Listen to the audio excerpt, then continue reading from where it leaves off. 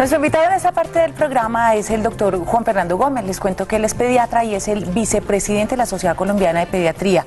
Pues como ven, sabe muchísimo del tema, así que hay que aprovechar su presencia. Vamos a tener habilitada la línea telefónica, el Facebook para sus consultas y el tema que proponemos es el esquema de alimentación pues recomendado para los bebés. Bienvenido, doctor Juan Fernando, y como siempre es un placer contar con su presencia. Muchas gracias por la invitación, un saludo especial a todos los televidentes. Y de verdad muy contento de estar aquí conversando sobre estos temas tan apasionantes de la crianza de los niños y niñas. Bueno, comencemos entonces con esa etapa, porque bueno, mientras las mamás estamos alimentando, optamos por el tetero porque no podemos alimentar, pues todo va muy bien, solo hay tetero, cada 2 horas, cada 3 horas, va subiendo 1 kilo, entonces súbale 1 onza, pero resulta que ya llega la etapa y hay que incrementar entonces y comenzar con esa alimentación. Pero entonces hay susto de alergias, hay susto de que caigan mal, hay sustos que entonces ya empiece el bebé a dar del cuerpo y le duele a dar del cuerpo porque comienza ese proceso de alimentación. Entonces, por el comienzo, ¿cómo debe iniciar esa primera etapa que es tan importante en los bebés? Me parece muy bien que empecemos así, diciendo que la alimentación materna constituye durante los primeros 6 meses de la vida el alimento suficiente y necesario para llenar todos los requerimientos de los niños y niñas. O sea que aquella madre que está alimentando exclusivamente a su hijo o su hija puede estar tranquila de que hasta los 6 meses de edad todos los requerimientos están cubiertos. Entonces esa alimentación complementaria debería empezar a partir de los 6 meses. La Organización Mundial de la Salud dice que a partir de los 6 meses. Hay algunas teorías y algunos enfoques donde se insinúa que pudiera ser después de los 4 y antes de los 7, pero nunca antes de los 4 y nunca después de los 7, por una razón muy sencilla, y es que después de los 6 meses de edad ya hay necesidades de calorías y de proteínas de los niños y niñas, además de algunos minerales como el hierro y como el zinc, que deben aportarlo otros alimentos.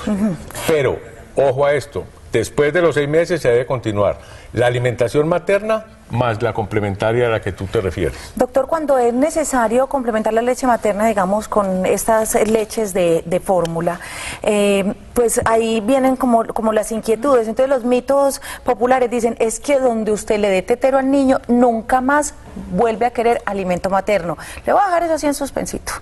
Ya nos cuenta, porque antes una televidente está con nosotros en la línea. Karina, ¿cómo estás? Bien, ¿y tú? Muy bien, bienvenida. Bien, yo iba a hacer una pregunta. Bien, Tengo pues. una bebé de 1 mes y medio. Ella nació pesando 3.880. Gordota. Muy bien. Sí, y midió 52. Cuando yo estaba en la clínica, pues lo primero que uno le dicen es amamántela, sino que ella se demoró mucho, me la entregaron casi 4 horas después.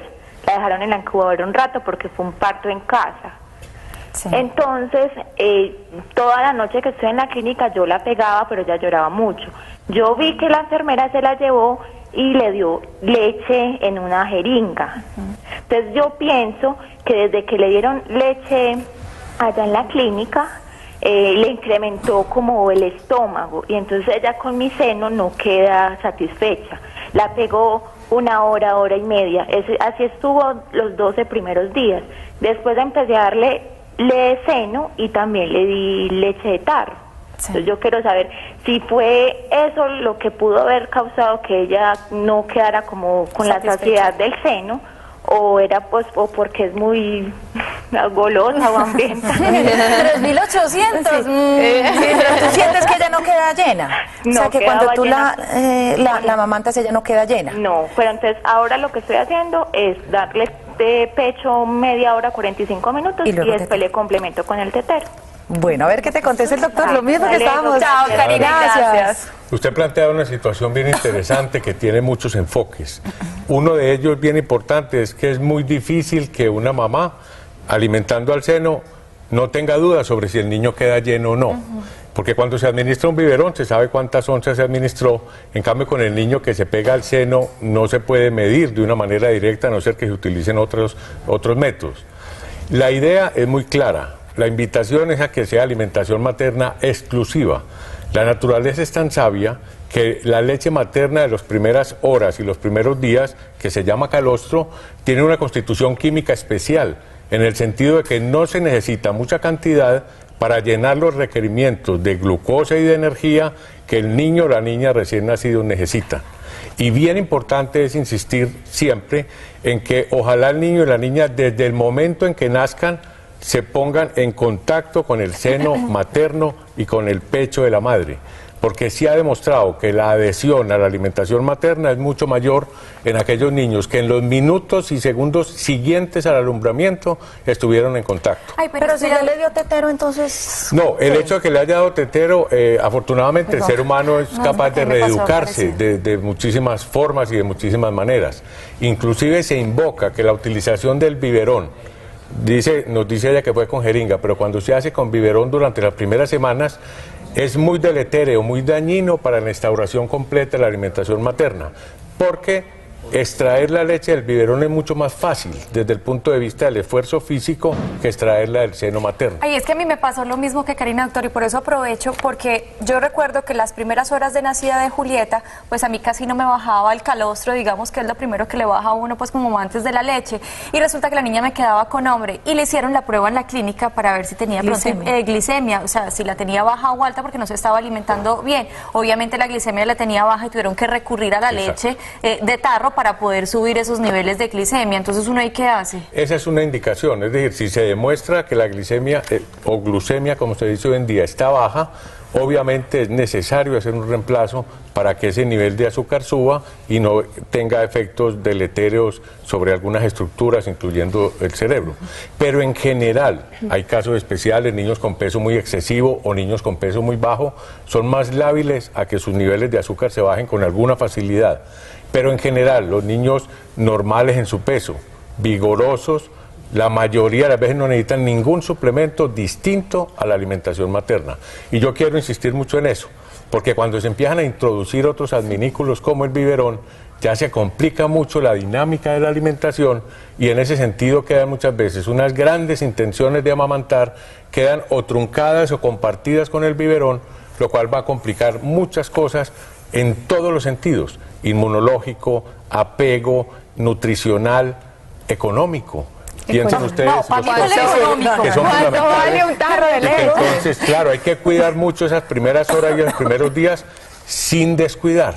El caso que usted me relata de su hija es un caso interesante que hay que abordar inmediatamente. Nada más que fue pero una niña de 3.500, enorme. Gorda. Verónica está ahí en la línea también, doctor. Bienvenida. Hola, Verónica, ¿cómo estás? Hola, ¿cómo estás? Muy bien, aprovechemos aquí la presencia de nuestro invitado, el doctor Juan Fernando. ¿Qué pregunta tienes?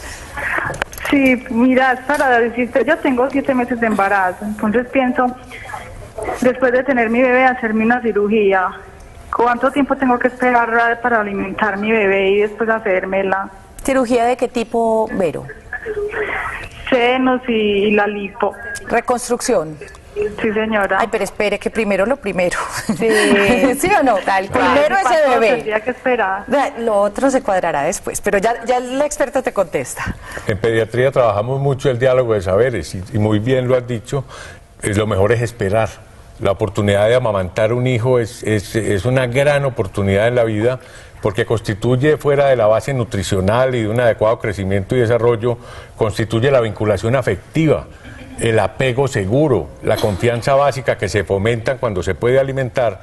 Y yo creo que perfectamente se puede diferir esta cirugía un buen tiempo cuando se haya resuelto ya las condiciones de lactancia natural que son tan favorables para la salud infantil. Por lo menos hasta el año, doctor, ¿o hasta cuándo se recomienda? Porque usted nos decía ahora, uno empieza después de los 6 meses con la alimentación complementaria junto con la alimentación de la leche materna. ¿Hasta qué edad se puede alimentar a estos niños? Perfecto. La Organización Mundial de la Salud dice que en países como el nuestro, con dificultades importantes al acceso de muchas cosas alimentarias, ojalá fuera hasta los 2 años de edad. Exclusiva y solo materna hasta los 6 meses, pero después de los 6 meses continuar la alimentación materna complementándola con los alimentos que vamos a insinuar ahora en el contexto de una sumatoria, pero sin que se suspenda la alimentación materna después de los 6 meses. Empecemos como a insinuar esos alimentos. Yo me acuerdo que yo me moría de ganas de darle compota a mi hija, porque como siempre le daba la bebé igual compota, y el médico me decía, no empiece con cosas dulces ni frutas, hay que empezar con cosas saladas para que como para que las papilas vayan adecuándose a los sabores. ¿Cuáles son los primeros alimentos que puede y debe probar un bebé?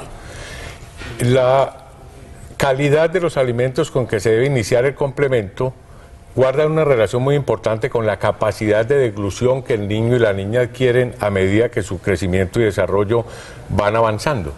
Se sabe que más o menos hacia el 4.º mes de vida ya se insinúa algo de proceso de masticación, que solamente se va a hacer completo hacia los 7 u 8 meses de vida.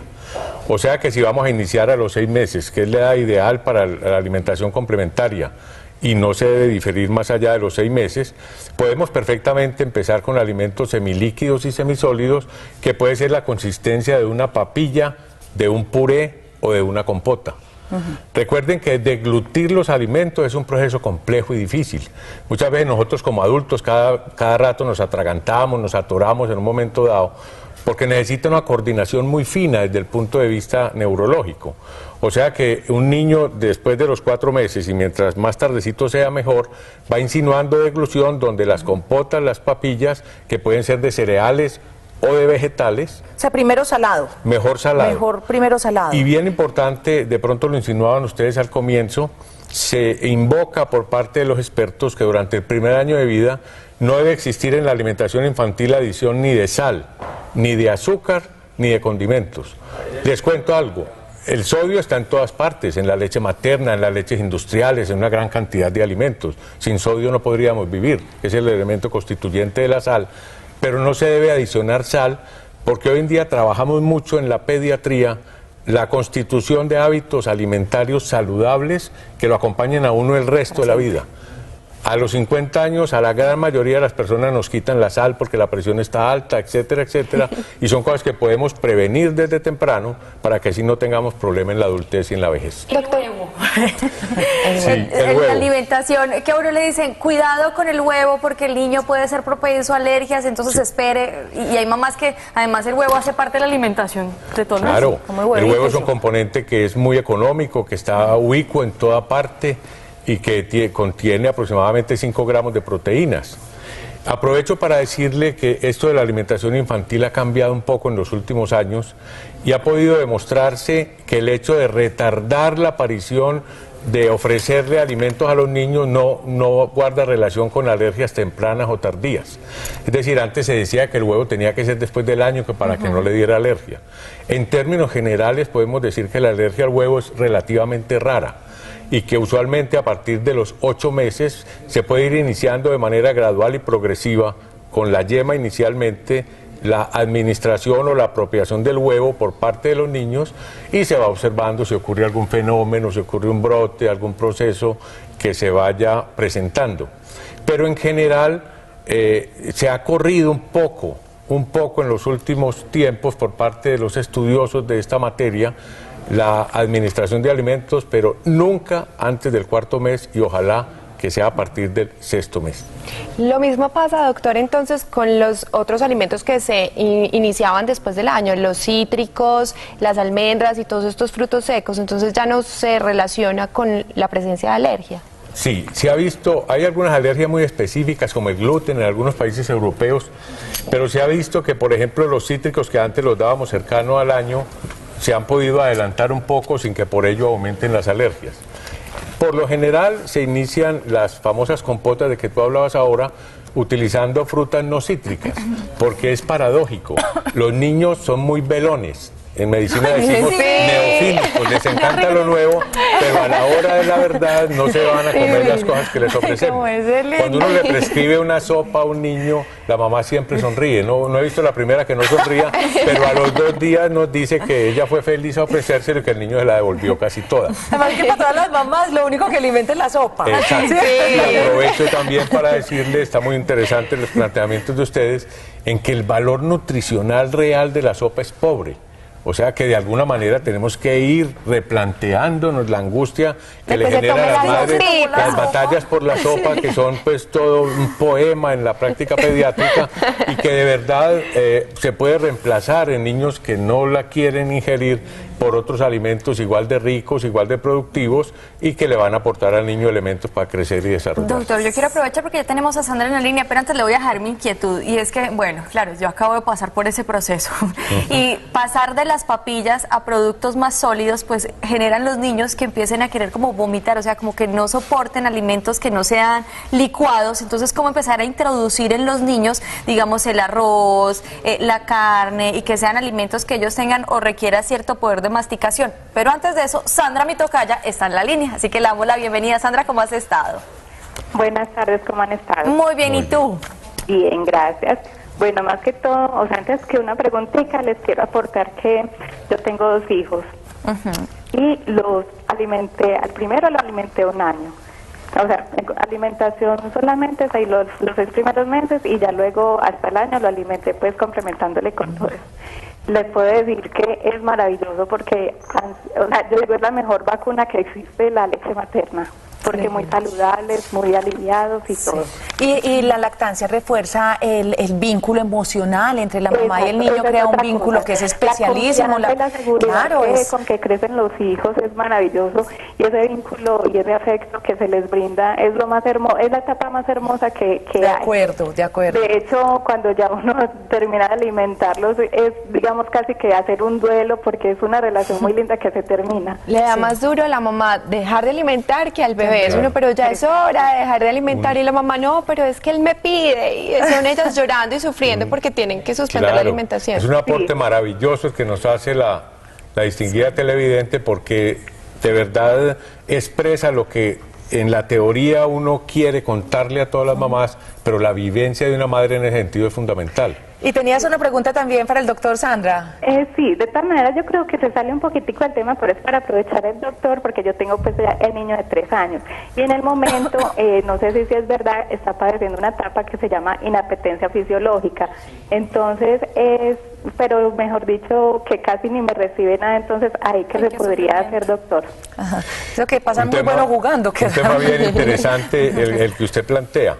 Y lo decían bien ahora mis compañeras aquí, que durante el primer año las mamás son felices porque el niño come y come, y cada mes 1 kilo, 1 kilo y 1 kilo, y llega el segundo año, y cuando aparece la inapetencia fisiológica, que a veces puede prolongarse un poco más, ahí viene una gran angustia a las madres.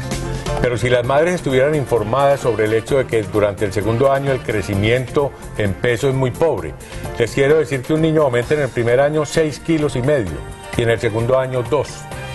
En el primer año aumenta 25 centímetros de talla, en el segundo año 10 centímetros.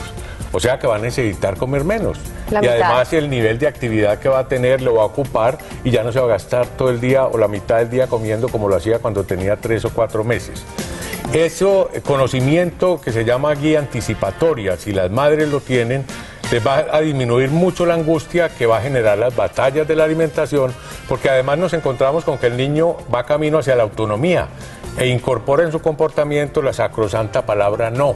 Entonces, quiere sopa, dice no, y empieza la batalla, que a mí no me va a mandar, que a mí no me la va a montar, y empieza esta tragedia alimentaria que de verdad deja muchos heridos y muchos problemas, y que se pudiera resolver con un poquito de tranquilidad. Y empieza la mamá a perseguirlo por toda la casa, o la cuchara, a llevarle a domicilio la comida. El niño va a jugar el avión. Ese es otro tema bien interesante que lo podemos conversar después, lo que tiene que ver con la angustia por la alimentación, puesto que una de las cosas del cuidado, del buen cuidado de una madre, es que el niño esté gordito y que esté creciendo. Ojo, los niños gorditos, lo sabemos muy bien, no son los más saludables. Usted seguirá parte 2, doctor. Muchas gracias por acompañarnos. Excelente invitado. Además que no hay nada mejor que escucharles. Julieta, ¿quieres la sopa? No. Julieta, tómate la sopa. No. Julieta, que te tome la sopa. No. Pero se come todo. Mejor dicho. Bueno, vamos a seguir con más invitados y más temas en el programa. Gracias, doctor. No.